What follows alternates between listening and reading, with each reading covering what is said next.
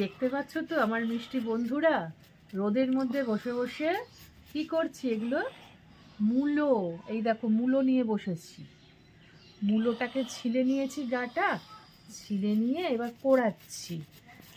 এত ঠান্ডা লাগছে, জানলায় রোদ আসে তো সব বালিশগুলোকে রোদে দিই। তো যাই হোক, বাইতে ভাই তোমাদের তো গুড মর্নিংই করা হয়নি। তা আমার মিষ্টি বন্ধুদের প্রত্যেককে জানাই সুপ্রভাত, গুড মর্নিং। তো তোমরা সবাই যে যেখানেই থাকো, তোমরা প্রত্যেকে কেমন আছো? স্বদেশ হোক বিদেশ হোক, যেখানেই যে যেভাবেই আছো, প্রত্যেকে ভালো থেকো, সুস্থ থেকো, আর মিষ্টি দিদির রান্না দেখতে থাকো। তো আজকে কিন্তু মিষ্টি দিদির স্পেশাল একটা রান্না হবে কিন্তু। তো তোমরা মনে হয় এই রান্নাটা এইভাবে কে কে খেয়েছো কি খাওনি আমায় কিন্তু জানিও। কারণ আমি কিন্তু দেখিনি যে এইভাবে কিন্তু রান্নাটা মূলো কুড়িয়ে করা যায়। তো এটা কিন্তু আমার ইউনিক প্রসেস।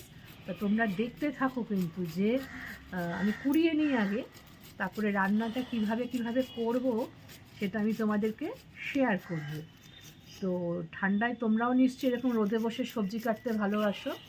তো আমিও কিন্তু ওই জন্যে সবজি নিয়ে বসে পড়েছি এখানে কাটতে। কুড়িয়ে নিই, তারপর তোমাদের কাছে আমি আবার আসবো। দেখো, দেখতে পাচ্ছ আমি তুলে নিচ্ছি, রোদে কতটা বোঝা যাচ্ছে আমি বুঝতে পারছি না। দেখো, মূলোগুলো কিন্তু ফুল কুড়িয়ে নিয়েছি। এই দেখো, আমি ছায়াতে নিয়ে আসছি একটু।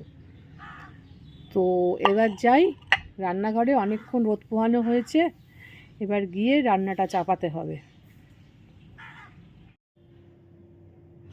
দেখো, আমি অলরেডি মূলোটা কুড়িয়ে ভালো করে ধুয়ে জল ঝেড়ে আমি ঝুড়িতে রেখে দিয়েছি। এখানে ফোড়নের জন্য নিয়েছি হচ্ছে রাঁধুনি, কালো জিরে আর শুকনো লঙ্কা, পেঁয়াজ কুচিয়ে নিয়েছি, আর এখানে একটা মাছ ছোট ছোট করে কেটে নুন হলুদ মাখিয়ে রেখেছি।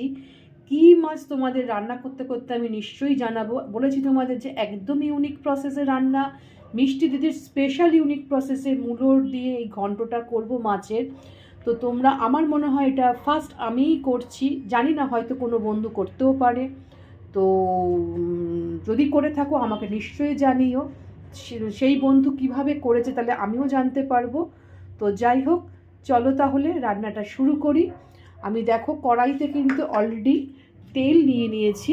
তো নেওয়ার পরে প্রথমে কি করব, মানে তেলটা খুব ভালো করে আমি গরম করে নিয়েছি। আমি সাদা তেলে করছি রান্নাটা।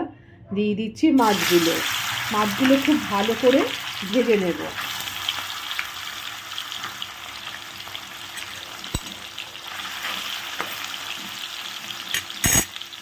ভালো করে ভেজে নিই আগে, তারপরে কি করছি ওয়ান বাই ওয়ান দেখো।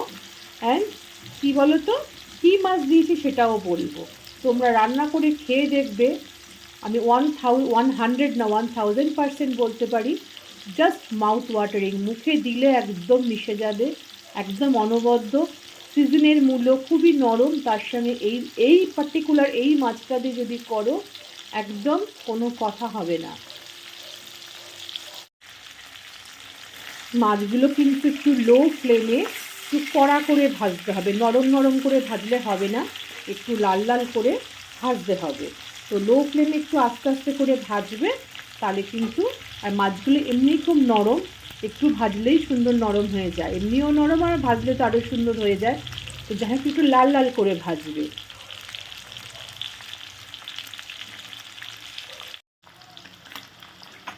মাছগুলো কিন্তু আমার সুন্দর করে ভাজা হয়ে গেছে। আমি এবার এটাকে একটু তেলটা ঝেড়ে তুলে দিচ্ছি।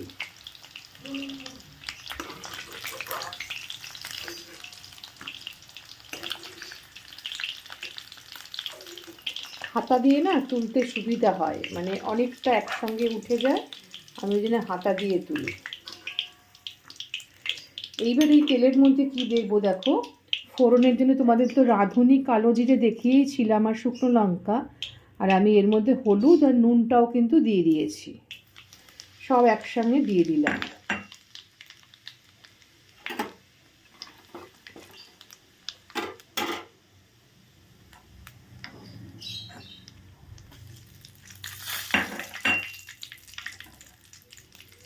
ভালো করে লঙ্কাটা ভাজা ভাজা হয়ে গেলে এর মধ্যে দিয়ে দেবো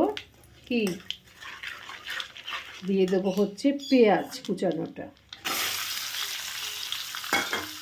কে কে খেয়েছো এইভাবে, আগে আমাকে জানাবে কিন্তু।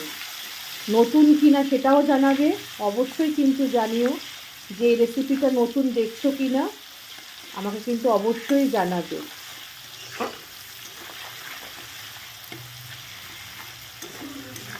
আর শীতকালে দেখবে একদম টাটকা মূলো তো, তার কিন্তু স্বাদ আলাদা হয়। অন্য সময় হয়তো কোল্ড স্টোরে তোমরা পাবে, কিন্তু তার স্বাদ কিন্তু অত ভালো হয় না। এখন একদম টাটকা টাটকা মূলো কচি কচি, খুব টেস্ট হয়। যারা মূলো খায় না তারাও বাপ বাপ বলে খাবে একদম, এই এত সুন্দর টেস্ট হয় এটা।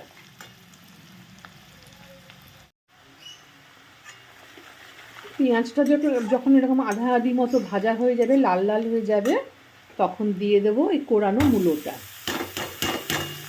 আর কি দেবো, দেবো একটু সামান্য চিনি, অল্প একটু দেবে, কারণ এটা তো নিরামিষ হচ্ছে না, এটা যেহেতু মাছ দিয়ে হচ্ছে, চিনি কিন্তু বেশি দেবে না। নিরামিষ রান্না একটু মিষ্টি মিষ্টি ভালো লাগে, কিন্তু আমিষ যেহেতু হবে বেশি চিনি দেবে না, তাহলে কিন্তু প্রপার স্বাদটা আসবে না। এটাকে ভালো করে নেড়ে দাও, নেড়ে দিয়ে কী করবে, চাপা দিয়ে দেবে, তাহলে সুন্দরভাবে নরম হয়ে মেল্ট হয়ে যাবে একদম।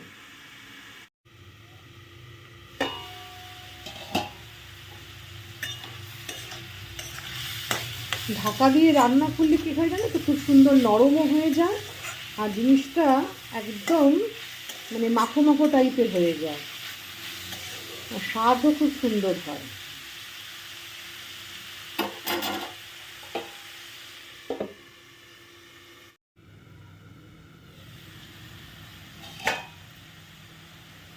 এইরকম অবস্থায় দেখো একটু একটু মানে তেল উঠে এসছে ভাজা ভাজার, আর হচ্ছে অনেকটা নরমও হয়ে গেছে আমার, দেখেছো কমে এসছে কতটা। আর ঝালটা কিন্তু সম্পূর্ণ তোমাদের উপর ডিপেন্ড করে, যে যেরকম ঝাল খাবে সেরকম দেবে। তো এই অবস্থায় দিয়ে দেবো এই মাছটা। তো মাছটা তোমার কি মাছ সেটা তো তোমাদের জানতে হবে, কারণ এই রান্নাটা তোমাদের বলেছি, কেউ করেছে কি না আমি জানি না। তো এটা হচ্ছে ভেটকি মাছ। ভেটকি মাছের যে ফিলেগুলো হয়, সেই ফিলেগুলো দিয়ে তো ফিশ ফ্রাই হয়। তো ফিশ ফ্রাই করার সময় দেখবে সাইডে অনেকটা, ওটা চৌকো করে কাটে, তো সাইডে কিন্তু অনেকটা মাছ থাকে। তো সেই মাছগুলো দিয়ে কিন্তু এটা প্রিপারেশনটা হচ্ছে। কি বলো, ভেটকি মাছ দিয়ে মূলো এরকম নতুন কিনা আগে তোমরা আমাকে জানাবে, কিন্তু না জানালে কিন্তু আমি খুব রাগ করবো।